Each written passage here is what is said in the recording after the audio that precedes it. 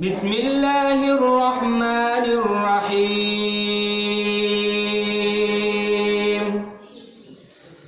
أولم يهد للذين يرثون الأرض من بعد أهلها أن لو نشاء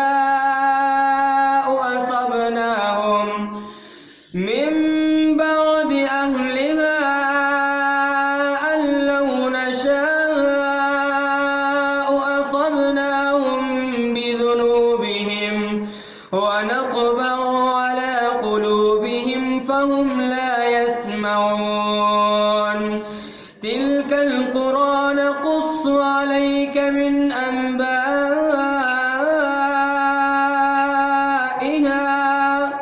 ولقد جاءتهم رسلهم بالبينات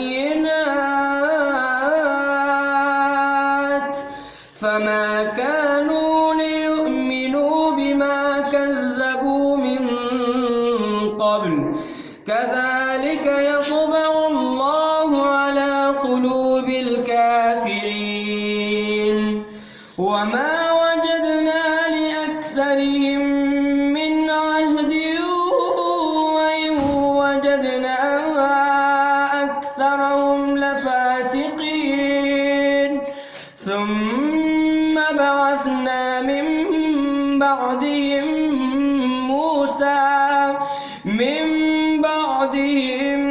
موسى بآياتنا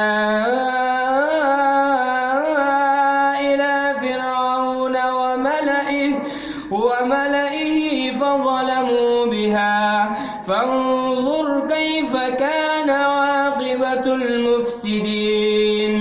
وقال موسى يا فرعون إني رسول من رب العالمين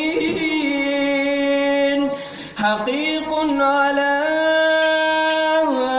ألا أقول على الله إلا الحق قد جئتكم ببينة من ربكم فأرسل معي بني إسرائيل. قال إن كنت جئت بآية فأت بها إن كنت من الصادقين. فألقى عصاه فإذا هي ثعبان مبين ونزع يده فإذا هي بيضاء للناظرين. صدق الله العظيم.